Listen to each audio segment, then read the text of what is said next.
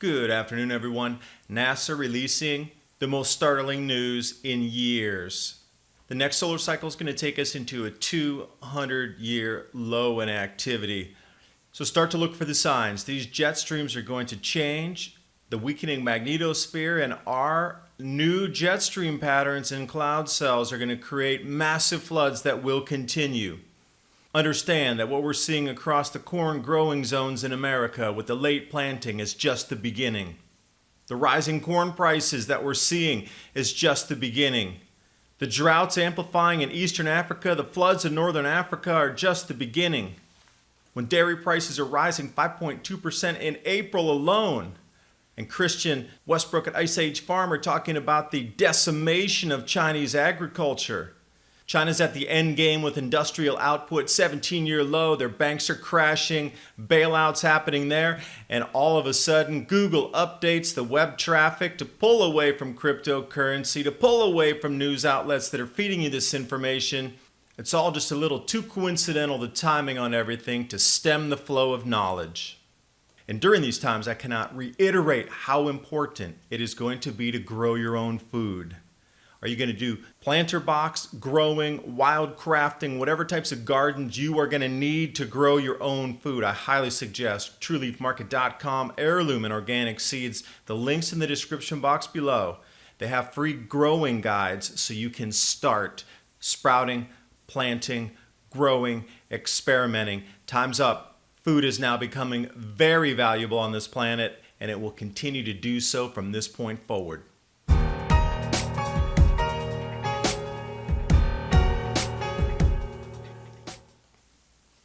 Now, those of you that have been following my channel, you'll know that I've been talking about a 400-year low in solar activity just on our doorstep. And this is going to massively affect global agriculture, and this in turn will affect the economy, and the very fabric of society will rip apart. This is why I feel the police state has been unveiled since 9/11 to get ready for these changes without alerting the public. Because that 9/11 event just makes sense that you would need a police state out across the planet. But here we are now. NASA confirming we are going into a 200-year low in solar activity. We're starting now. Not in 10 years, not in solar cycle 26 or the next that everybody's been splitting hairs and arguing about. It starts now. I'm going to try to explain what that means for you and I moving forward.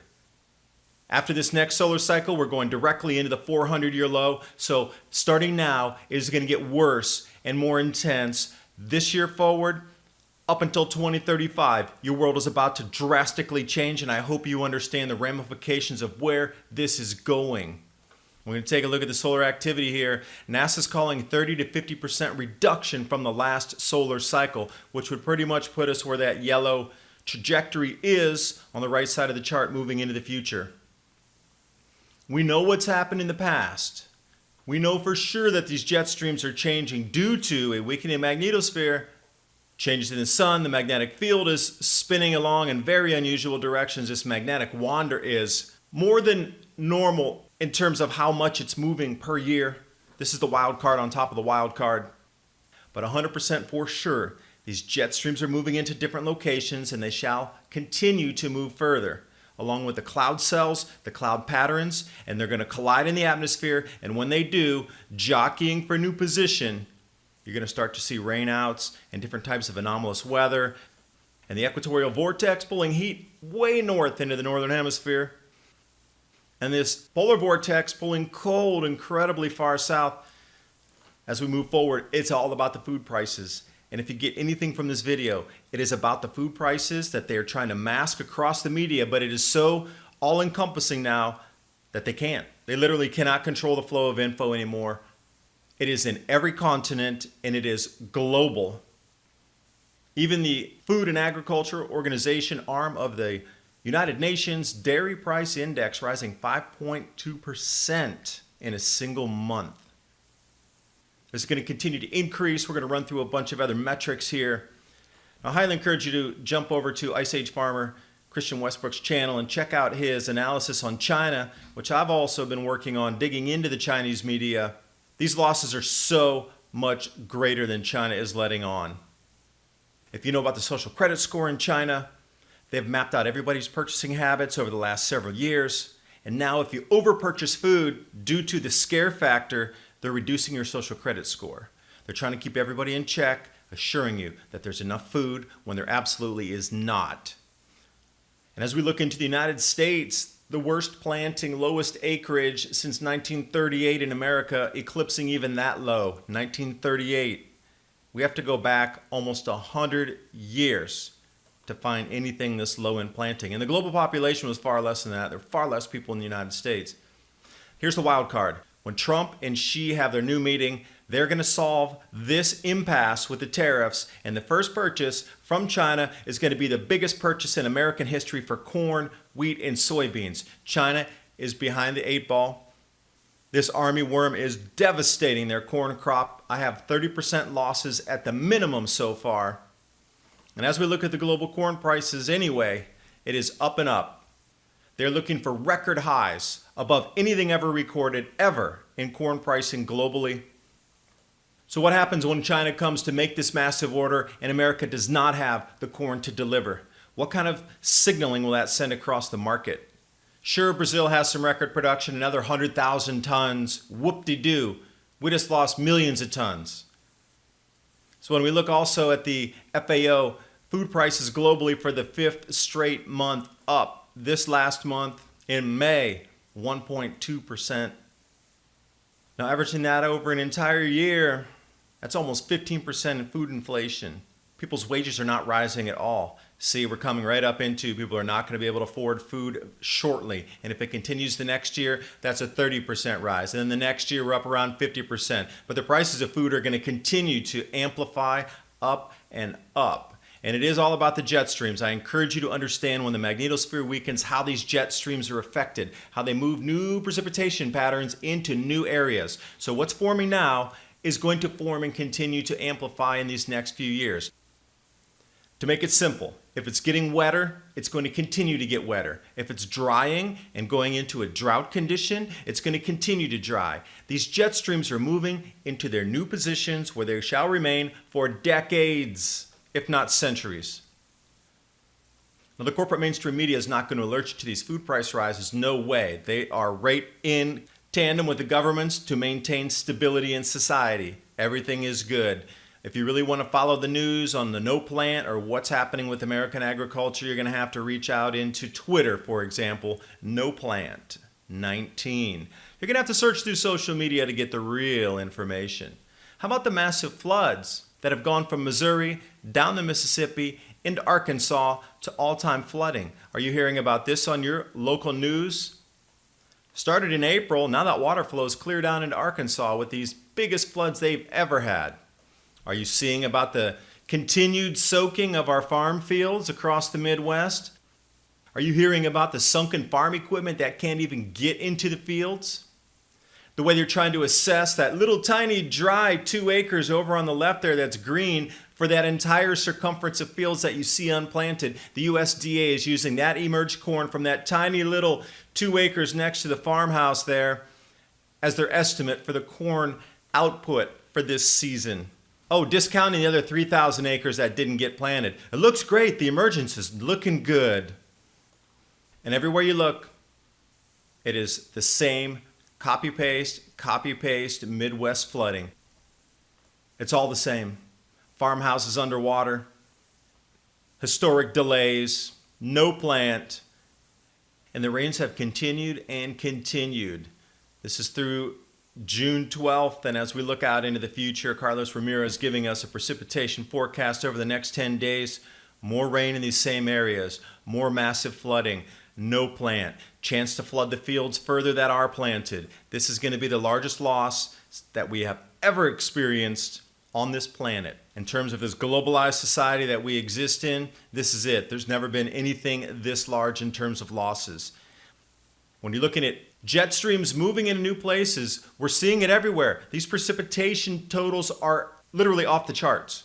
Looking at some places in Colorado with 437% of their snow totals, meaning 4.3 times the average.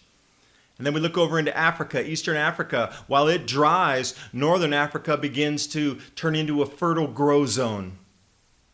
And also Ethiopia, Tanzania, Kenya, these areas look for South Africa for imports, but because of the politics there, they're going offline completely like Zimbabwe did. Severe drought leading to East African food crisis.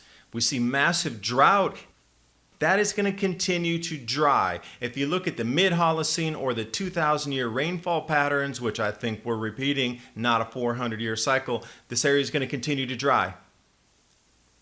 But when we get up to North Africa, this is also very interesting because it's following the mid-Holocene 6,000-year pattern or the 2,000-year pattern, where Libya, Tunisia, Algeria, which just had record wheat harvest, by the way, are continuing to flood and get enormous amounts of new rainfall.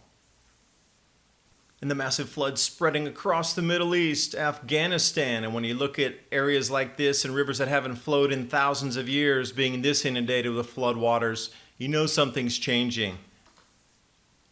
And to put it into perspective, this is the Roman grain growing area of North Africa. The rain is returning, and what I believe will happen is North Africa will become one of the largest bread baskets on the planet. Taking a look at Accra in Ghana, rainfall so heavy in minutes. This is how much water came down out of the atmosphere, flooding expressways, byroads, trapping residents, washing away villages in minutes. And we see the same thing in Serbia, Bosnia, Herzegovina, Bulgaria, Romania, where 50% of their farm fields are underwater as well. And keep in mind, Bulgaria produces 13% of all the corn in the EU underwater, just like the United States. And again, if we are going into 200-year low solar activity followed quickly by a precipitous drop into something we just haven't experienced before as a society in the 400 or 2,000-year cycle, snows are going to come in June. Our seasons for growing food will be greatly diminished. These June snows and record cold temperatures are here.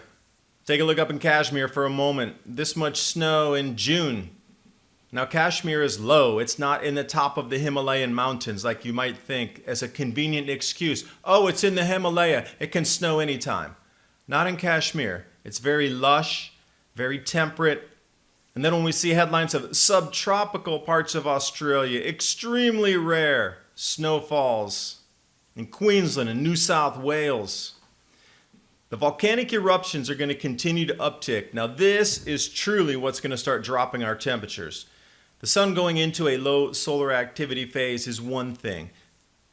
But when the volcanoes start to go off, as they do every single grand solar minimum, we're going to get ash and particulate in the atmosphere that's going to reflect sunlight and drop temperatures further. Equatorial eruptions are the most dangerous because that goes into the cloud cells both north and south from the equator.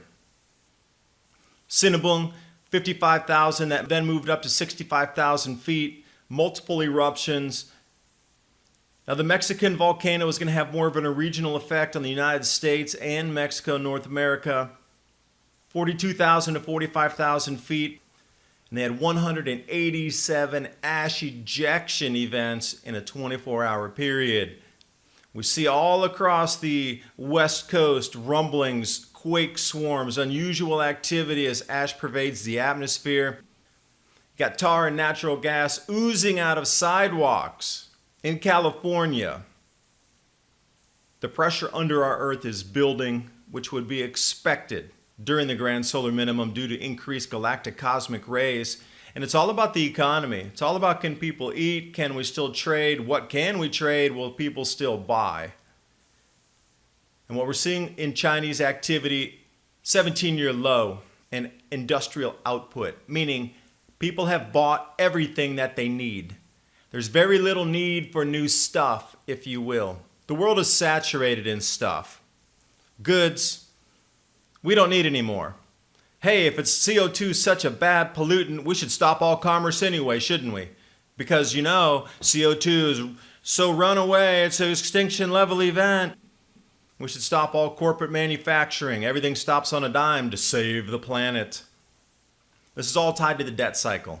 The debt cycle has run its course completely. There's no more growth for us.